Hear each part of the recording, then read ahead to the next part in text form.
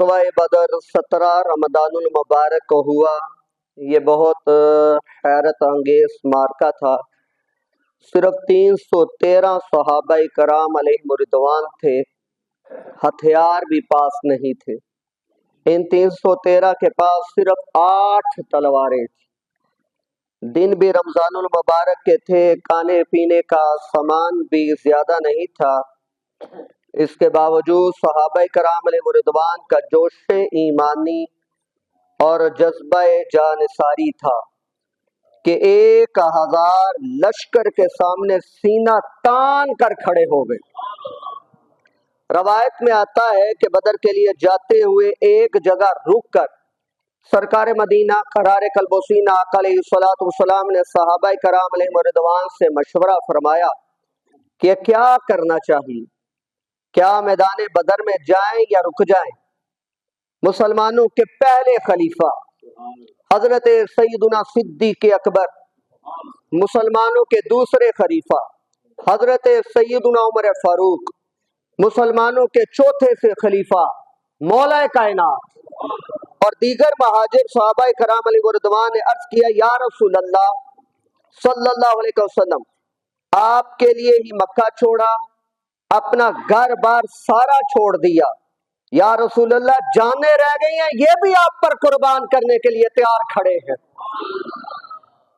پیارے آقا علیہ الصلوۃ والسلام نے انصار کی طرف، پہلے مہاجروں کی طرف رخ کیا، پھر انصار کی طرف رخ کیا، اور حضرت سعد بن عبادہ رضی اللہ تعالیٰ عنہ کھڑے ہوئے، عرض کیا، یا رسول اللہ صلی اللہ علیہ وسلم، شاید آپ ہم سے بھی رائے لینا چاہتے ہیں۔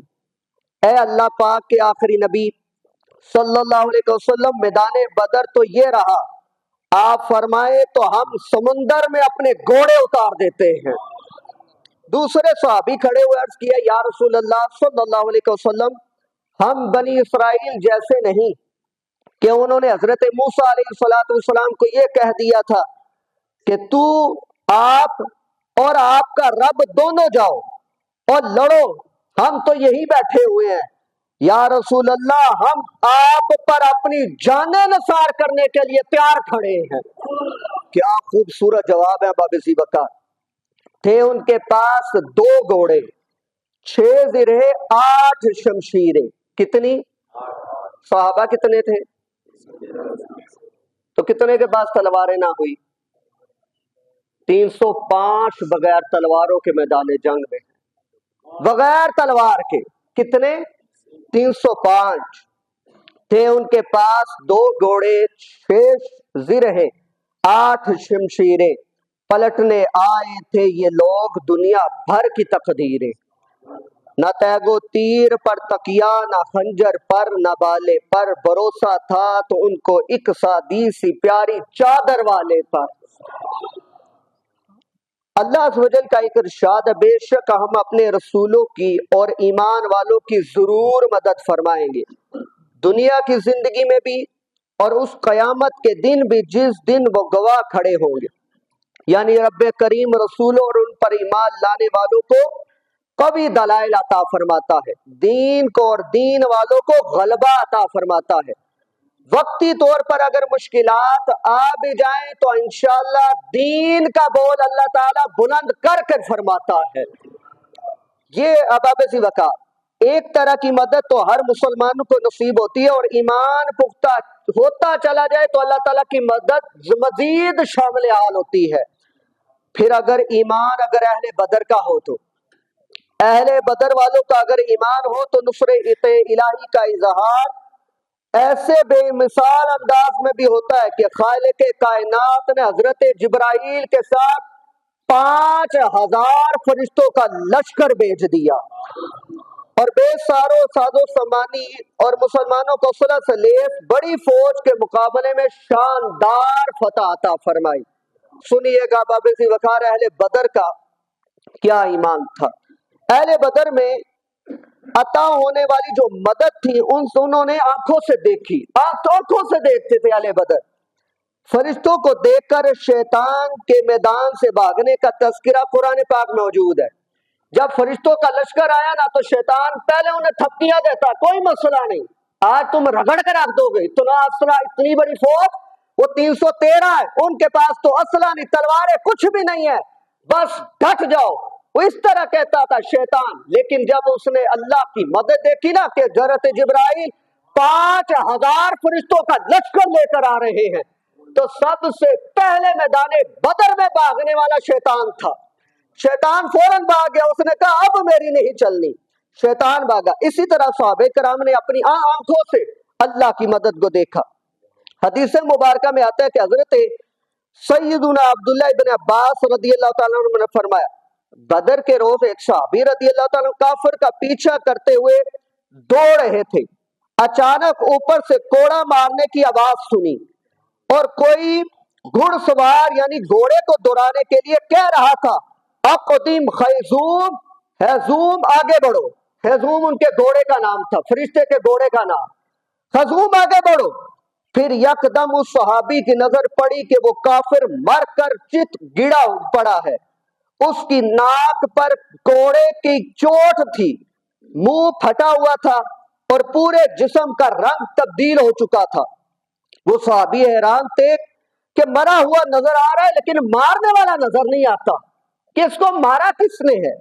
انہوں نے آقا علیہ الصلوۃ والسلام کی بارگاہ میں حاضر ہو کر عرض کیا, یا رسول اللہ صلی اللہ علیہ وسلم, یہ عرض ہے کہ اس طرح ہو رہا ہے.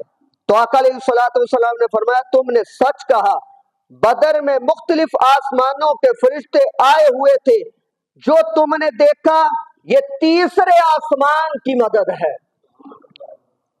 رک کر یہ کہنا چاہتا ہوں, کیا جب اس کو فرشتے مارے تھے سرکار تو قریب نہیں تھے, تو سرکار کو کیسے پتا چلا کہ جس صحابی نے اس فرشتے کو مارتے ہوئے دیکھا ہے کہ وہ کافر مرا ہے, وہ تیسرے آسمان سے آیا ہے. اس کا مطلب یہ ہے کہ پورے کا پورا نقشہ میرے سرکار کے سامنے رکھ دیا گیا تھا. آقا علیہ الصلوۃ والسلام کو خبر ہے باب ذی وقار. سیدنا جابر بن عبداللہ رضی اللہ تعالیٰ سے روایت, کہا کہ جہاں آقا علیہ الصلوۃ والسلام کو اور بھی بڑی خصوصیات ملی, وہاں آقا علیہ الصلوۃ والسلام کو یہ بھی خصوصیت ملی. آقا علیہ الصلوۃ والسلام فرمایا, نصرت بالرعب, اللہ تعالیٰ نے میری اس طرح مدد فرمائی کہ میرے دشمنوں کے دلوں میں میرا رعب اور دبدبہ ڈال دیا. اب کیسا دبدبہ ڈالا؟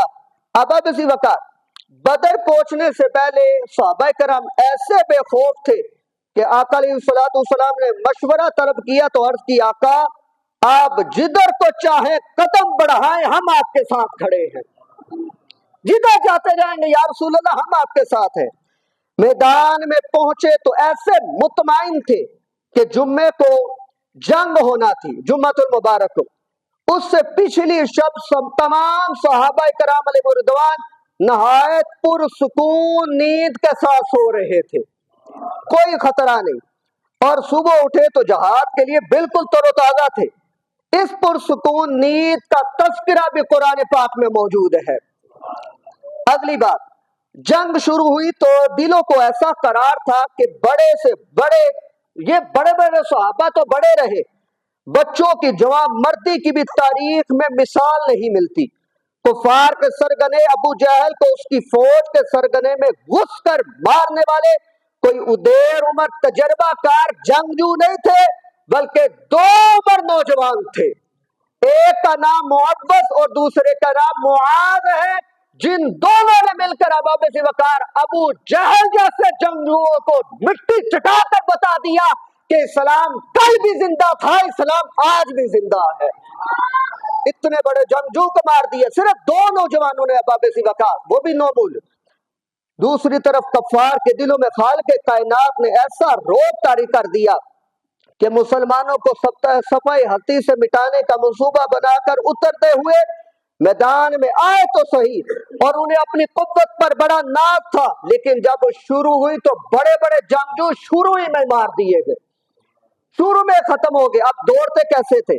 کہتے اس طرح بھاگنے لگے کہ نہ اپنے قتل ہونے والے سرداروں کی لاشوں کی پرواہ تھی اور نہ ہی اپنی جنگجو جو سامان تھا اس کی فکر تھی, بلکہ اپنی جانیں بچا کر دوڑ رہے تھے, بھاگ رہے تھے. اب ذی وقار یہ بگوڑے مکہ المکرمہ میں واپس پہنچ کر لوگوں کو فرشتوں کی باتیں سناتے تھے اور کہتے تھے, ہمیں چت کبرے घोड़ों पर सवार गोरे मर्द नजर आते थे, गोरे गोरे यानी सफेद सफेद मर्द नजर आते थे।